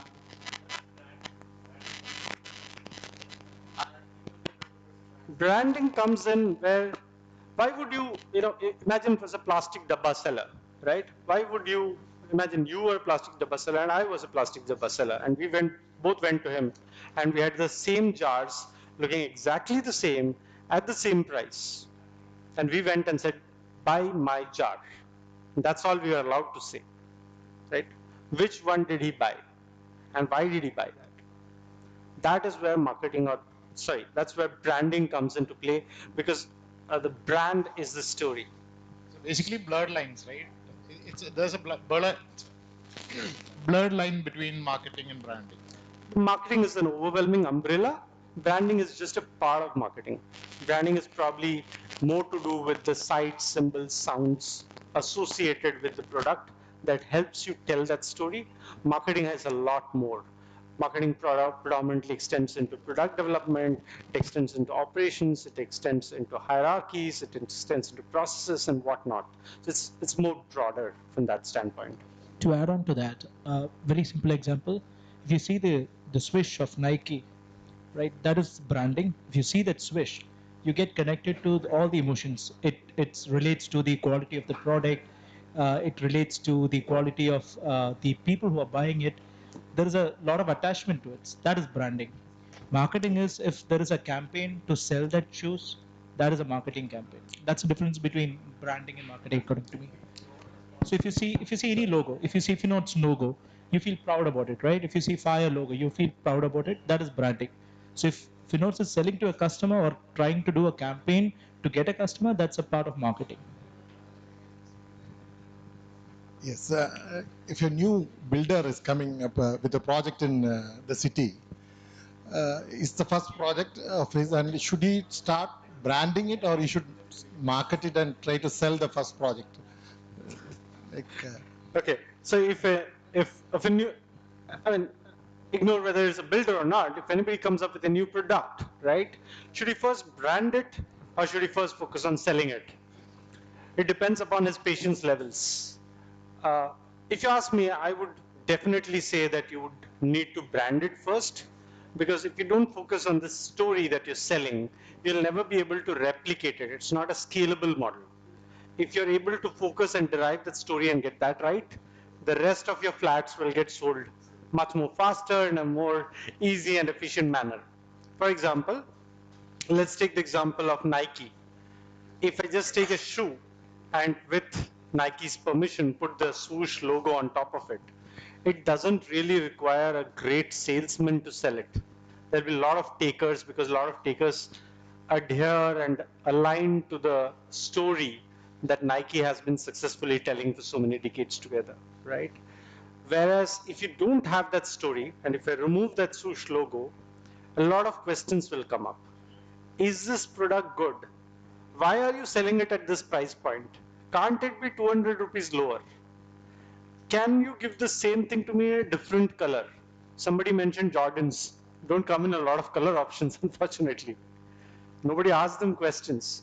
And that's because of the power of branding. The brand makes it easier for people to sell.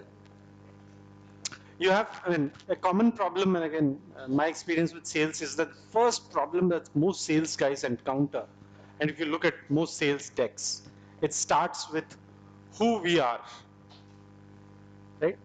Have you seen sales decks? The first thing that they do is, we are so and so, and you know, we are this organization spread across these many countries, working across these many products with so many people. You've lost the game. If your target audience does not know who you are, you will have a really tough time trying to sell your product. You should not go into the product sales at that juncture. There has to be an exclusive story, which it's like, you know, me coming to you and saying, hey, you know, my name is Sreejith. Do you have a young daughter by any chance? You want to get, you know, wedded to me and things like that? Give me a second. Let me take out my slippers and, you know, beat you till you run home, right? The first day, you never go and do that. And very similar in a boyfriend-girlfriend situation. You don't go on the first day and say, hey, this is what I want. No. You wait. You build up a brand. You build up a story. You talk about what you stand for. You talk about your likes, the dislikes, the clothes you wear, the cinematographer that you align with, the actor that you like, the books that you read, the clubs you go to, the car you drive. You set up your brand. You entice people into it. And then you ask them out for coffee. Still not selling. Wait, hold on. It's a waiting game.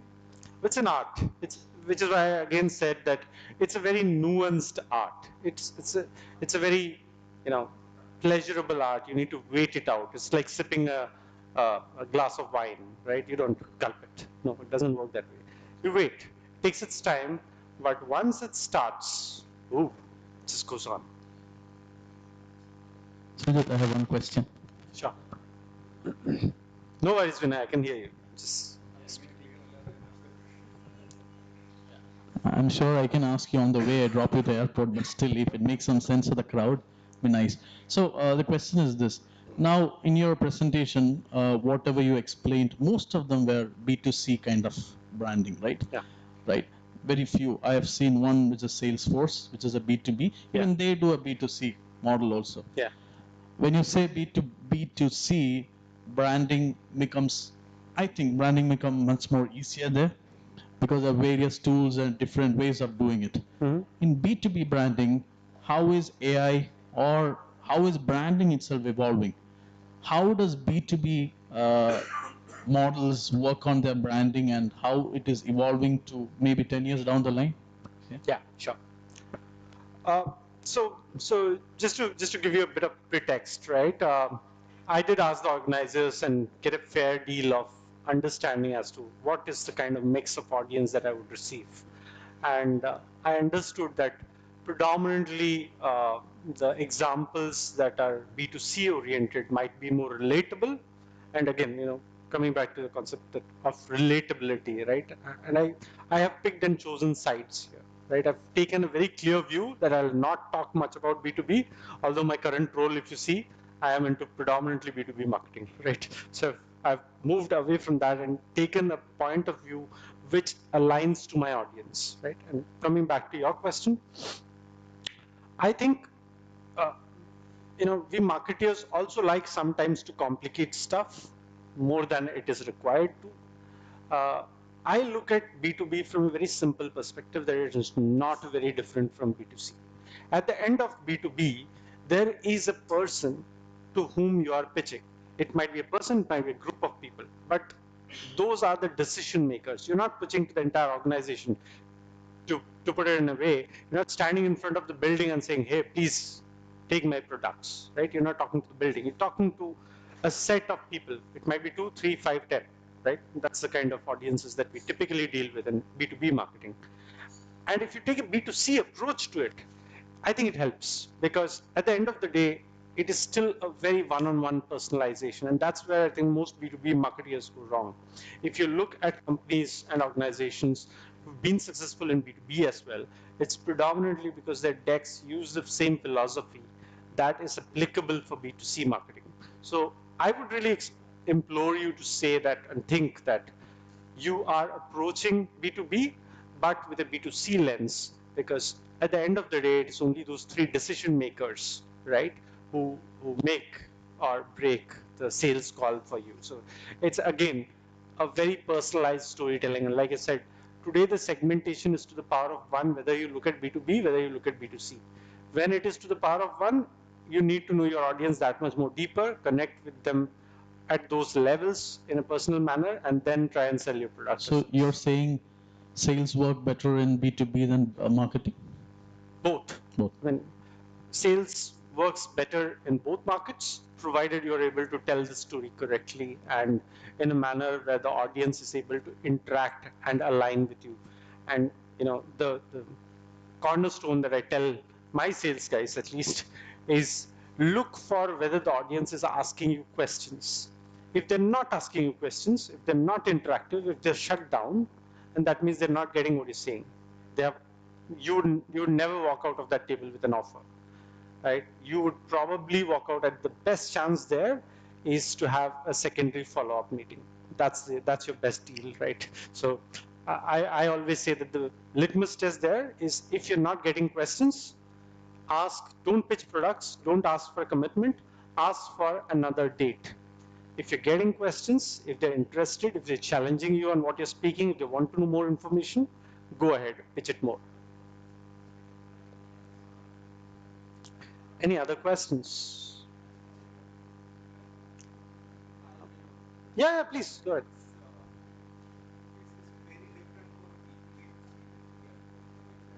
Yeah.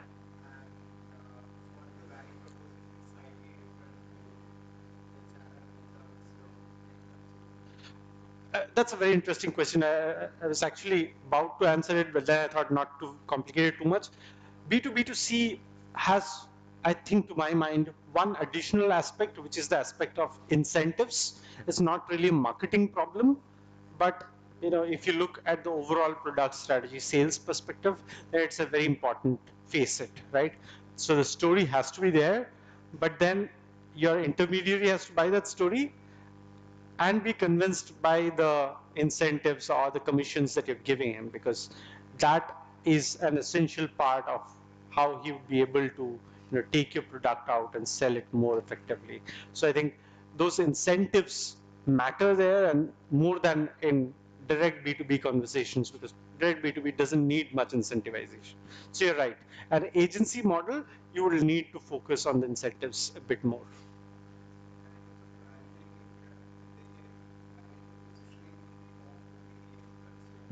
Yeah. Yeah. There are multiple examples. So let me give you a quick example. Again, from the automobile sector, right? People in the good old days would not open a Royal Enfield outlet. Like I'm talking of the 1990s, because of the number of units that were sold was so less. It did not make sense to open one in every nook and corner, right? After some time, today it's exactly reverse. The number of people who've queued up, the number of licenses and outlets that are available for dealership openings are not as many. So the equation has switched. But somewhere in between, what was happening is that Royal Enfield did this conscious effort of changing its brand. And it started to brand itself more aggressively as a strongman's, riding companion. It also started to form communities and groups. And again, to your point of where I said that you need to interact closely with your communities. For example, Royal Enfield started communities where you could join and you could trek or drive down with your friends long drives to distant destinations. A classic example is the two-day Himalayas drive that they used to organize, right? At that point in time, it was company funded. Now it's no longer. You need to shell out money from your own pockets. That's the way it works because the economics needs to work as well. But here's a great example of how they pivoted the brand, resulting in customer demand. What it also does is, please remember, and like I was telling Vinay, right? The end customer who takes the decision in terms of an agency model is also a human being. And he is as much attracted and associated with your story as your average customer. And what was happening is once the customers were attracted, the dealers were automatically attracted because they found that it was a great story to align themselves to. And hence they started getting a lot of traction from the dealerships. There are other examples. If you look at the dealership model, right? Hawkins is another great example. Sikkim Lotto is another great example, where customer demand fuels attention from dealers. It also is because once customer demand comes up, there's a lot of money.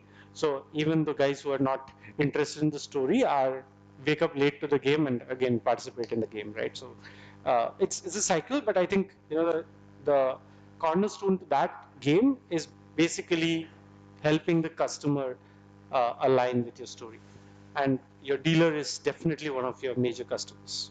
If he wasn't interested in your product as a customer, he'd definitely not be a dealer. Anything else? No? Okay. Thank you for your time and thanks for being such a great audience. Thank you.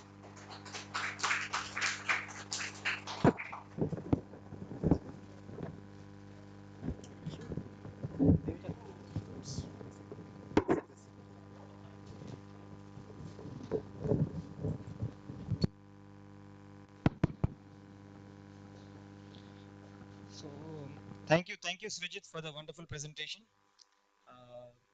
The entire topic, branding the power of storytelling, was centered around evoking thoughts, making everybody more inclined towards branding, and making the team or making everybody understand the impact of storytelling.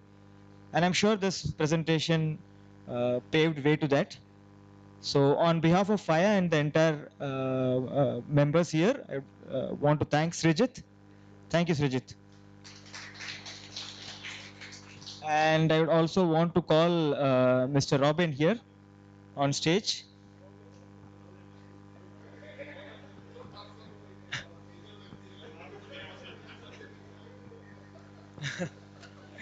Robin, we'd want you to give a small token of appreciation to Sreejith. We have a presentation as well as yeah.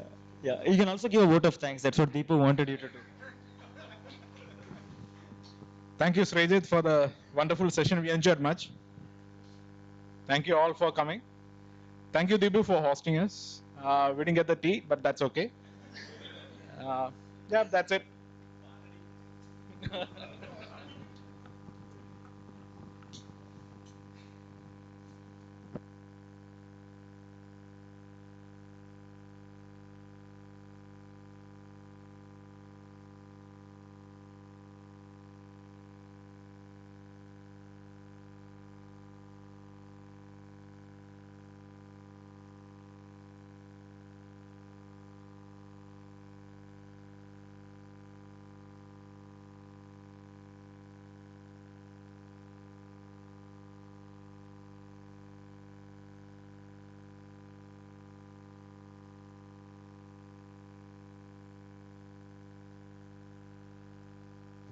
Thank you everybody. Deepu, you wanted to? Deepu, close.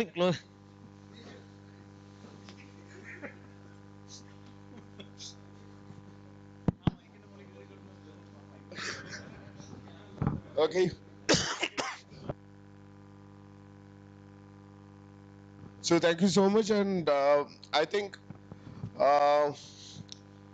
how was the session overall? Okay. Okay. So did you talk to him about the unconference session which is going to happen next week, next Wednesday? Okay. There's one more task for you. So after FirePort session, the next Wednesday we will have a session on Twitter Spaces on the same topic with a wider audience, and I really appreciate everyone coming here today, but we can have a more detailed interaction on Twitter Spaces next week, Wednesday, 7 p.m. Okay. Yeah, thank you so much, and I think you already have plans for the next session also, right? Okay.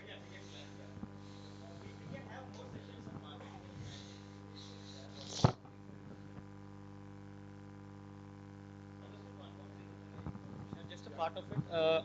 One thing that many of them were asking questions about communication in marketing. That's what predominantly the questions were about communication. There is a wonderful book called as Contagious. Okay, for those who are interested in marketing, it talks about how to market things and make them viral. It follows 6 important principles. It's a wonderful book, one sitting read. Probably whoever is interested in communication and marketing can read that book out. John Burger's book. Probably one of the stalwarts in viral marketing as far as social media is concerned. You could also get his sessions free of cost, I think, on Udemy. Then he talks through the entire session. So if you're not a great fan of books, then that's your call. Okay, thank you. And also, FirePort is not just about session; it is also about networking. So those who wish to stay back, you can stay back and network because finding people of similar interest from different companies is what FirePort is, and this is the 105th edition. This is almost 10 years. We completed 10 years right now, and for marketing, we only had a few sessions. So if you want to create a community for marketing, this should be an opportunity for that. You can form a small WhatsApp group or a Telegram group as such and continue the conversations. And next week, we could surely meet on Twitter Spaces again. Thank you.